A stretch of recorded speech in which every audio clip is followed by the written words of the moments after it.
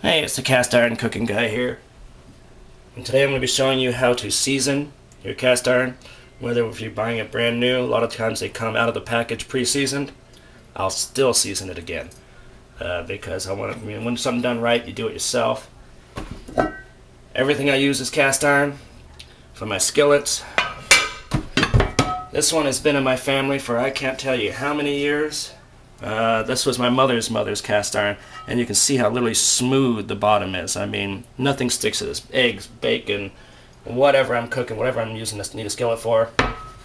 Cast iron is the only way to go. I always store them upside down, so stuff doesn't fall into it, obviously. But today I'm going to show you how to properly season your cast ironware and keep it lasting for generations. Alright, what I'm going to be showing you today is after a certain amount of time, a certain amount of meals cooked in a cast iron Dutch oven, it's going to need to be re-seasoned. I've probably got a good 50 dinners cooked in this one, and the finish is starting to get caked up a bit because one very important note is the fact that if you're not going to season it, never wash it with soap. You brush it out with a stiff wire brush and using hot water. I oftentimes boil up water to really loosen up the stuff in there. And that's gonna, usually just allow it to brush out and rinse it out. If you use soap, especially if the pan is hot, the soap will literally, as the pan cools, soak into the pores of the iron, and at that point you will end up with soapy flavored food. So from time to time, you eventually, after every 20th, 30th, 40th, whenever you feel it's necessary, or if you've stored it improperly and you're starting to show rust, it needs to be cleaned and re-seasoned, and this is how we're going to do that. Alrighty, so I'm going to go ahead and get some hot water going here. I'm using an SOS pad, steel wool, Brillo, stuff like that. It all works really well. I actually prefer it, but this is what I've got to work with today. I'm just going to brush it out real good, especially into these corners here. That's where it really starts to cake up extra heavy. And you'll eventually start to notice even some points where the black finish starts to kind of come away and show its normal iron appearance. Dutch ovens, when they're new, look more like a light iron color. And as you season them, once you season them and as you use them more and more, they'll become blacker and blacker until they're just literally pitch black. I also like to go around the edges here because you'll notice after a while that gets caked up. When you put the lid on, you're cooking food, you decide to take the lid off and you realize it's almost glued shut because of the residue here. It's gotten hot and basically just turned to a glue. Sometimes I've even almost had to pry the lid off. So I'm going to wash it up real good. I start on the inside first and then I'm going to do the outside because the outside is covered with lots of charcoal residue and blackness, and this is going to turn this whole thing black and will be spreading around the inside. Always clean the inside first. And get the bottom scrubbed out really, really good. I like to do nice little circular motions.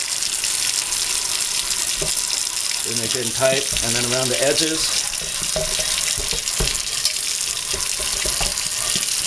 With solid circular motions. Really taking the time to go around several times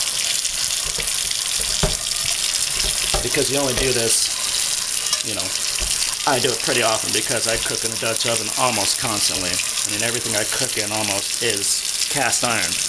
And I find it to be one of the most ultimate non-stick surfaces because when you season it, as you'll see, we're going to be coating it with oil, and that oil is going to be absorbed into the iron. So as the iron heats up, it actually releases some of that oil and makes it naturally non-stick. Make sure you get the heavy gauge bail here. This thing's got so many miles, you can see my bail is slightly warped. Not quite perfect anymore. But I've had this thing for, I'd say about 15 years. And it's never failed me. And because the most important step is to keep it seasoned. Take care of it. You take care of this, it's going to take care of you and your children and your children's children. This thing will never die.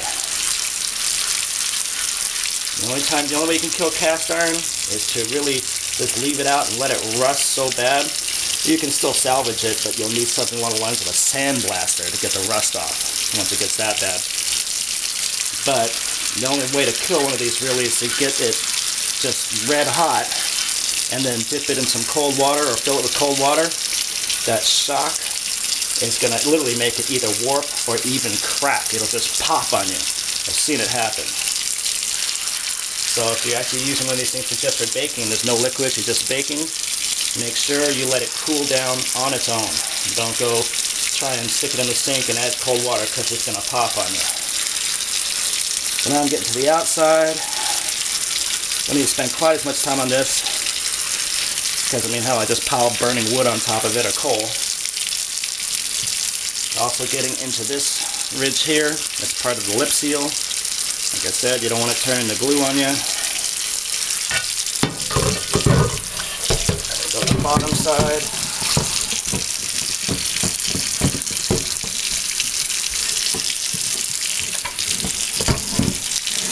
Now most people nowadays use charcoal when cooking with one of these, which I often do, but I also have plenty of success just using, just right over the campfire. I take this thing camping, I'm making a stew. These legs and everything, you just get a fire going in the middle of the pit, scrape some of the hottest coals out of the center off to a little side part, and just plop the cooker right down on it. Gets it good and hot, and you just keep lifting up and changing out the hot coals and scrapping out the other ones.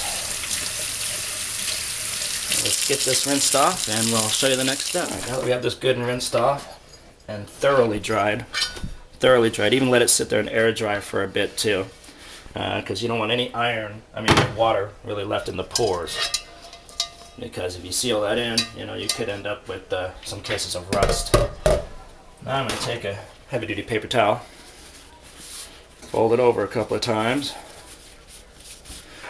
and I've got oil in here. I know it's made for barbecue sauce, but I've got just standard vegetable oil in here. A lot of people use shortening, a lot of people use all kinds of, I've seen it seasoned with all kinds of things, or even bacon fat actually adds a lot of flavor. But the next thing you cook is going to carry a little bit of that flavor with it, as it is with the Dutch oven or any cast iron, because of the fact that you don't actually wash it with soap.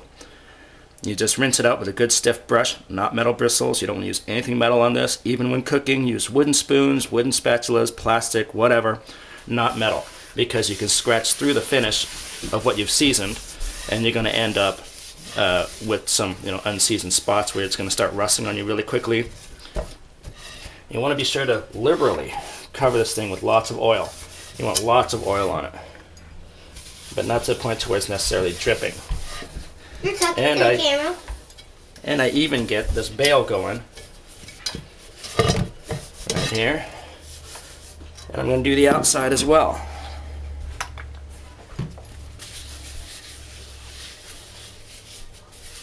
Every single inch of this thing is to be covered with oil, because you have washed it and cleaned it, and you've taken away what they call the seasoning.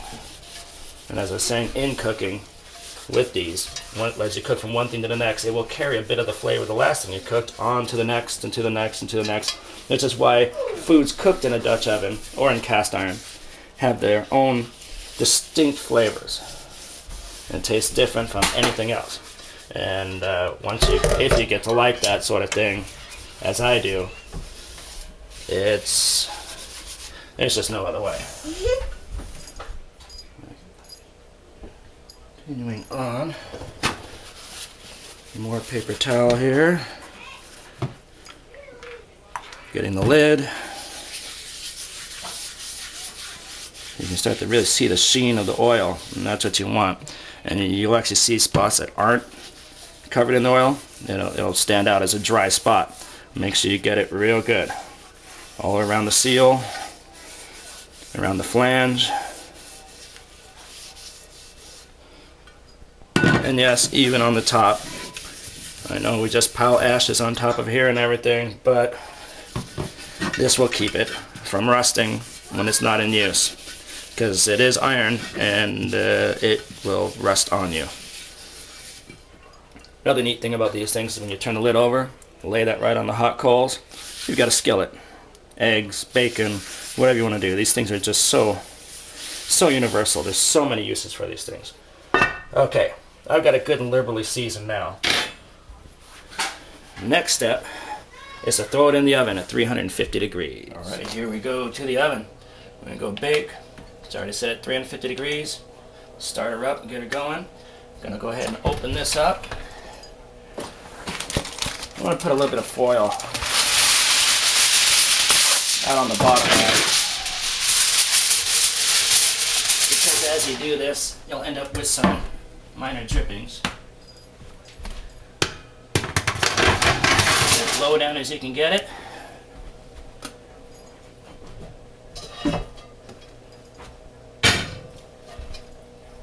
Try to cook it upside down.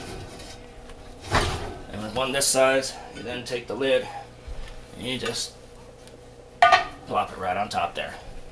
Go ahead and get that set a little bit more. There we go.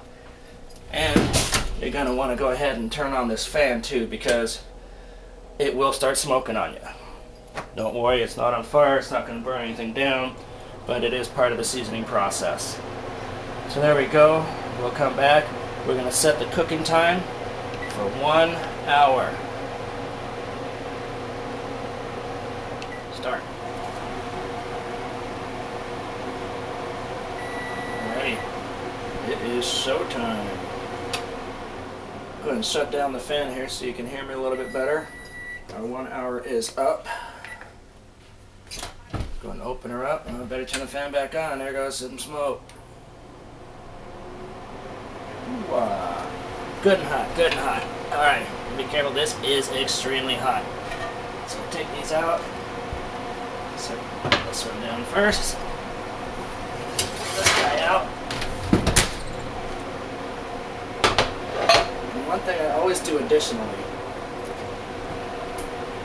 is grab some of that vegetable oil cooking spray.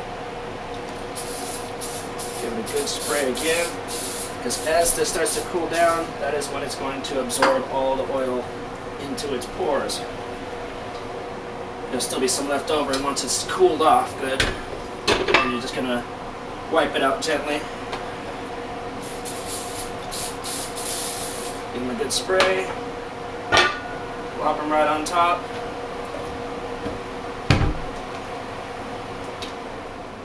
And we're going to let that cool down until it's completely cooled to the touch. And at that point, we will go ahead and set it up for storage. One last thing I'd like to share with you guys out there is the proper way to store your cast iron cookware, especially your Dutch ovens here. Especially if you don't use it very often. I use these all the time. Some people use them once a month, maybe just a couple times a year. Especially if you don't use it very often, this is the way to store it. And as you can see, you've got a really great finish still. You still see that oily sheen. It almost feels kind of sticky in a way. But that's how it is until it gets hot. Once it gets hot, that oil really just loosens up and provides all the lubrication you need. Throw a paper towel down in on the bottom. Because you might notice when you open it up, you're going to find some sort of weird deposits or even rust. Even though you've kept it in a dry, cool area or a warm, dry area, somehow it just never fails. You'll end up with some sort of deposits of rust and whatnot in there. Especially if you store it with the lid tightly sealed. So lightly place a napkin down below. Fold some napkins up here. Put them around the edge.